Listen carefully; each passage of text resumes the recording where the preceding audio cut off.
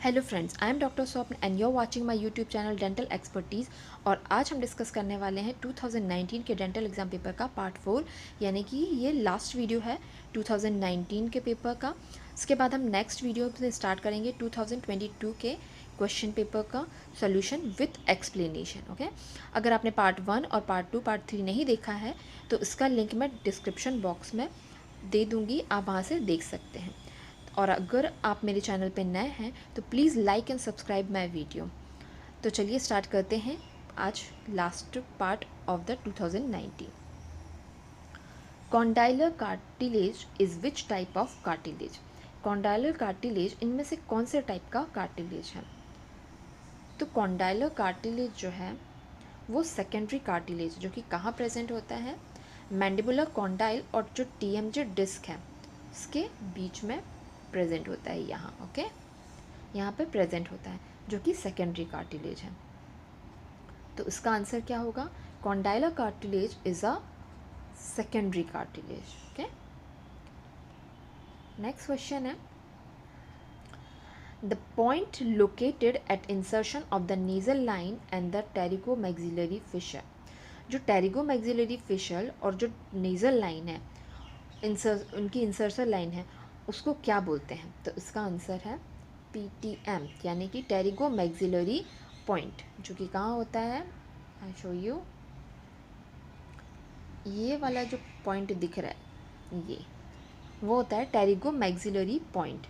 It is the insertion point of the inferior border of foramen rotundum with the posterior wall of pterygomaxillar fissure. Okay, and it is a bilateral teardrop shaped area of radiolucency.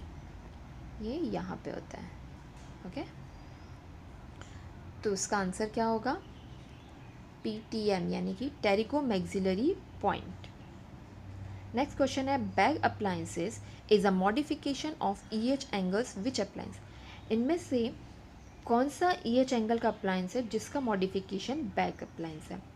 तो इसका answer है ribbon arch appliance. Okay, तो ribbon arch appliance किसने बताया था?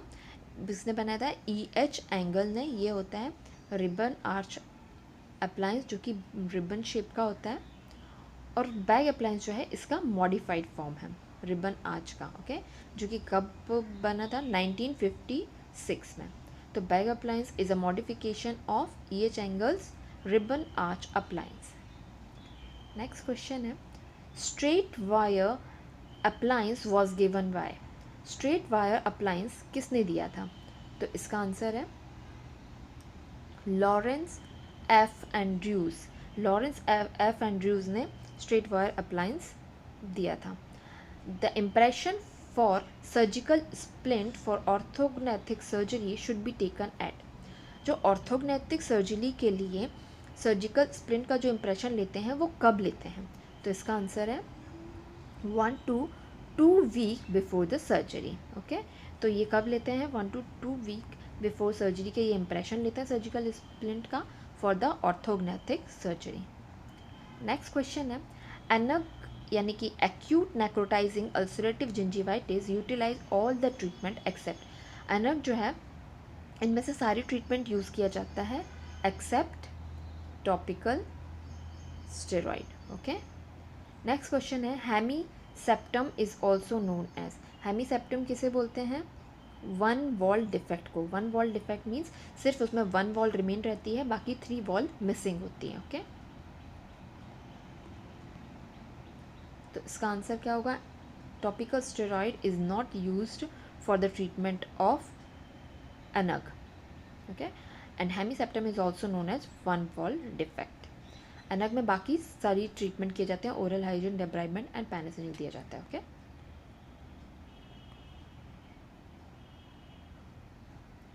Next question है, epithelialization of gingivectomy wound is completed by? Gingivectomy wound का जो एपिथेलाइजेशन है वो कितने दिन में कंप्लीट होता है? तो इसका आंसर है 28 डेज में जिंजिवेक्टोमी वुंड का एपिथेलाइजेशन कंप्लीट होता है। Experimental gingivitis was first reported by? Experimental gingivitis जो है वो सबसे पहले किसने दिया था? तो इसका आंसर है पेज RC।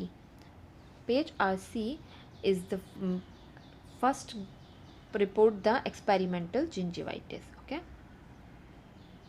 Next question है, the predominant immunoglobulin found in circular fluid is, इनमें से कौन सा इम्यूनोग्लोबुलिन है जो सर्कुलर फ्लूइड में सबसे ज़्यादा पाया जाता है?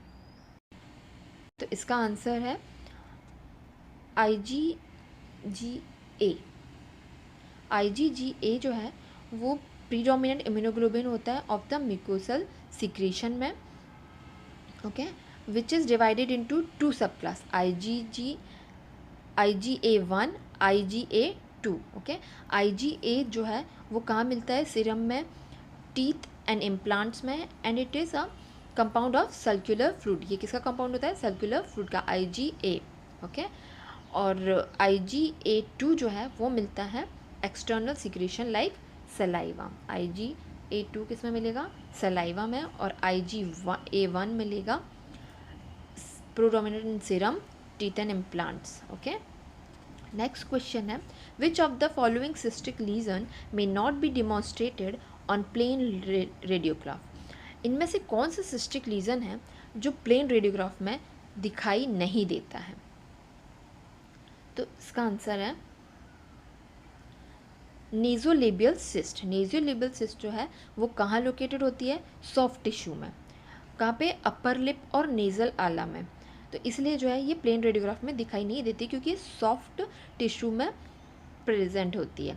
लेकिन जो ग्लोबियो मैक्सिलरी सिस्ट, रेडिकुलर सिस्ट और नेज़ोपैलेटाइन सिस्ट जो है वो मैक्सिलरी बोन में होते हैं, इसलिए वो रेडियोग्राफ में दिखाई देते हैं। लेकिन कौन सा दिखाई नहीं देगा? नेज़ोलेबियल सिस्ट जो है वो प्लेन रेडियोग्राफ में दिखाई नहीं देगा। ओके, नेक्स्ट क्वेश्चन है, a male patient of 24 years having complaint of mobility of teeth with continuous dull ache. Radiograph revealed scooped out bone destruction in the mandible and multiple out lesion in the skull. Histopathology revealed eosinophils and histiocytes. तो इसकी diagnosis क्या होगी?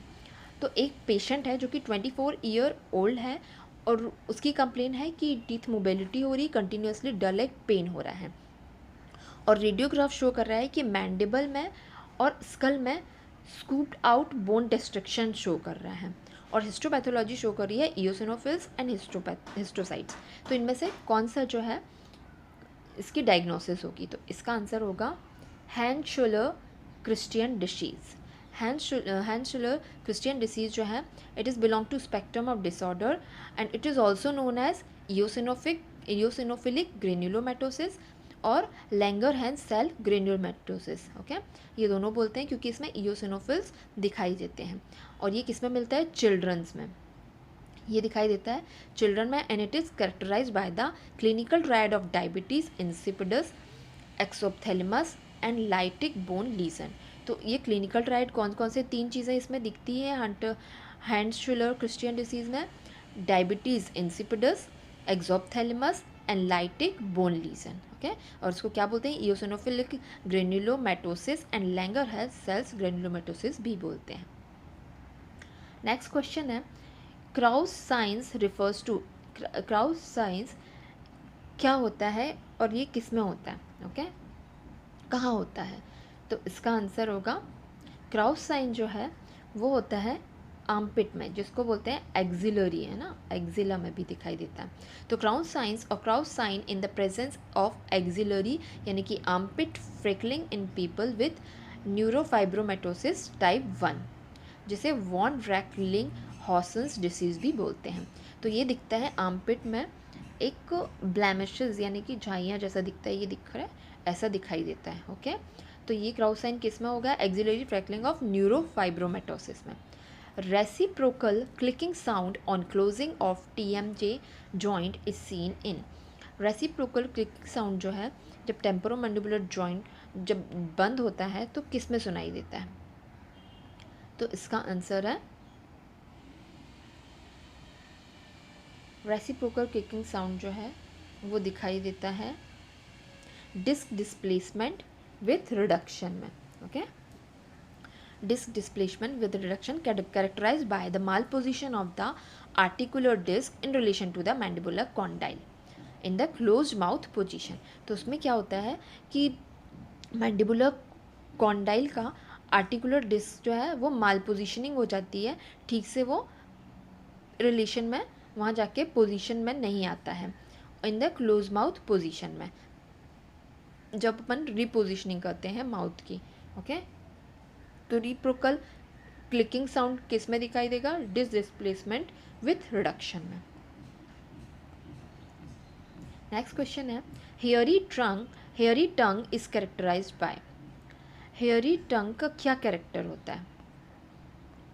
तो hairy टंग में क्या होता है, ये ब्लैक हेयरी टंग जो है एक बिनाइन मेडिकल कंडीशन होती है and it is characterize by the elongated filiform papillae, जो कि एक टिपिकल कारपेट लाइक अपीयरेंस होता है on the dorsum of the tongue. Okay, next है tranexamic acid belongs to which group.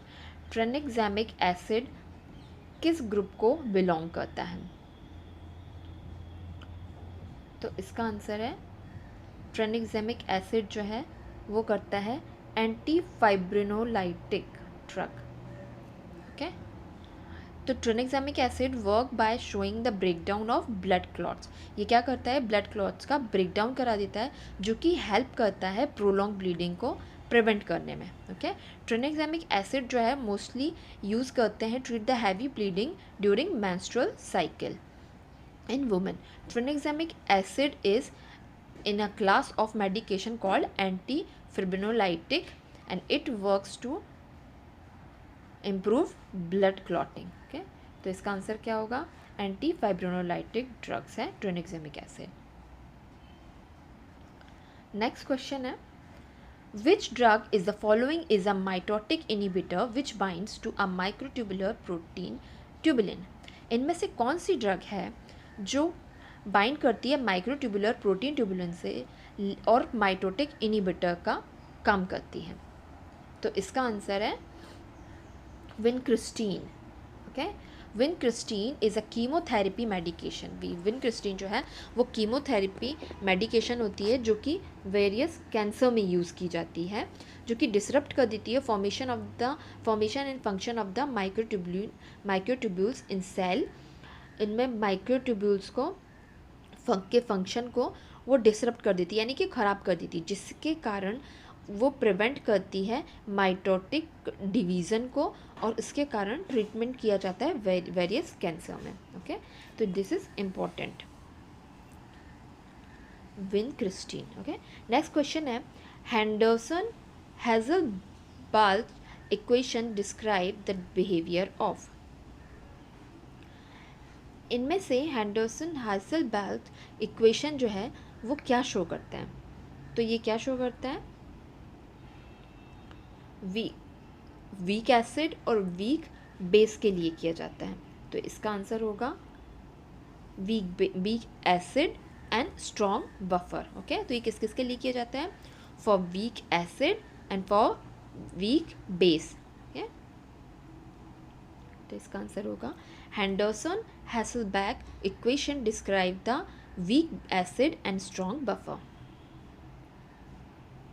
Next question है identify the amino acid that is the major contributor to the transport of nitrogen destined for excretion as urea. इनमें से कौन सा amino acid है जो कि major contributor होता है नाइट्रोजन के ट्रांसपोर्ट के लिए in for the excretion of urea? तो इसका आंसर है glutamine. Glutamine is an important amino acid जो कि इन्वॉल्व होता है in the transport of excess nitrogen to the liver. Excess nitrogen को वो लिवर में ट्रांसपोर्ट करता है and convert into urea for excretion in the urine. This process is known as urea cycle. तो ये किस में यूज़ हो रहा है? यूरिया साइकिल में ये अमीनो एसिड यूज़ हो रहा है। Okay, and glutamine plays a key role in transporting the nitrogen to this pathway. Okay, तो ग्लूटामीन जो है वो मेजर कंट्रीब्यूटर होता है to the transport of nitrogen for the excretion as urea in urine. Okay, the next question is the first reaction in the degradation of most of the protein amino acid involve participation of। इनमें से कौन सा acid जो है वो involve होता है for the degradation of the most of the protein and amino acid, ठीक है। तो इसका आंसर है pyridoxal phosphate is a active form of vitamin B6। किसका फॉर्म है? विटामिन B6 का, जो कि इम्पॉर्टेंट रोल प्ले करता है एज अ को factor in many enzymatic reaction में, जो कि इन्वॉल्व करता है degradation of amino acid. Okay, ये क्या कराता है? Degradation of amino acid. कौन कर पाता है? पायरिडॉक्सिल फॉस्फेट, ठीक है। नेक्स्ट क्वेश्चन है, in which type of root fracture the prognosis is favourable. तो रूट फ्रैक्चर अगर अपाइकल थर्ड में हो तो ये गुड होती है, ओके, गुड प्रोग्नोसिस होती है। अगर सर्वाइकल थर्ड में हो तो ये पुअर प्रोग्नोसिस होती है, ओके, ये होती है पुअर, और अपाइकल में होती है गुड, ओके। और मिडिल थर्ड में जो है वो फेवरेबल होती है, मिडिल थर्ड में फेवरेबल होती है, ओके, प्रोग्नोसिस। नेक्स्ट क्वेश्चन है, hot tooth is. Hot tooth क्या कहलाता है? तो जो हॉट टूथ होता है, it is defined as a tooth that will not fully numb under a local anaesthetic, यानी कि लोकल एनेस्थीसिया देने के बाद भी अगर टूथ एनेस्थेटाइज ना हो, उसमें पेन बना रहता है, तो उसे बोलते हैं हॉट टूथ। तो इसका आंसर क्या होगा? Hot tooth is difficult to anaesthetize, okay. Next question है, CAD CAM system used in. CAD CAM system किस में यूज़ किया जाता है? कैड कैम सिस्टम जो है वो ऑप्टिकल कैमरा होता है जो कि वर्चुअल इंप्रेशन लेता है by the creating a 3D image. The technology in used in both the dental laboratory and the dental office, दोनों जगह यूज़ की जाती है कैड कैम, डेंटल लेबोरेटरी में भी एंड डेंटल ऑफिस में, for the inlay, onlay, veneer, crown, इन सब के लिए अपन कैड कैम यूज़ करते हैं। तो इसका आंसर क्या होगा? CAD CAM system used video camera to record all the prepared tooth surface, okay. Next question है, best marginal integrity is obtained with. इनमें से किसके साथ बेस्ट मार्जिनल इंटीग्रिटी ऑब्टेन की जाती है? तो गोल्ड, इसका आंसर होगा gold foil. Gold inlay are known for their excellent marginal integrity. तो गोल्ड में क्या होता है? एक्सीलेंट मार्जिनल इंटीग्रिटी होती है एंड ड्यूरेबिलिटी होती है। दे फिट वेल, वो अच्छे से फिट हो जाते हैं, and provide precise seal to the truth restoration interface, okay, और मिनिमाइज करते हैं risk of micro leakage and recurrent decay के लिए। तो this is the one reason why gold restoration including gold inlay are considered a reliable opinion option in dentistry, okay. तो best marginal integrity किसकी होगी? Gold foil, gold inlay, okay, gold inlay, okay, sorry, gold inlay, okay, gold inlay की marginal integrity जो है best होती है।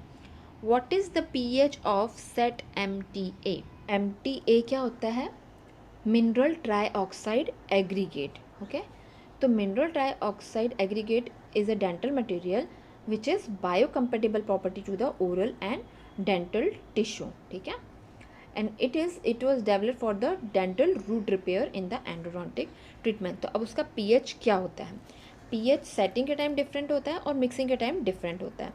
तो इसका मिक्सिंग के टाइम होता है 10.2 पीएच होता है, और सेटिंग के टाइम होता है 12.5। तो इसका आंसर क्या होगा? What is the pH of set MTA? It is 12.5। तो आज का वीडियो हम यहीं एंड करते हैं। नेक्स्ट वीडियो में स्टार्ट करेंगे हम 2022 के डेंटल एग्ज़ाम पेपर के क्वेश्चंस। अगर आपको ये वीडियो पसंद आई हो तो please like and subscribe my video, ताकि हमें मोटिवेशन मिलता रहे। Thanks for watching.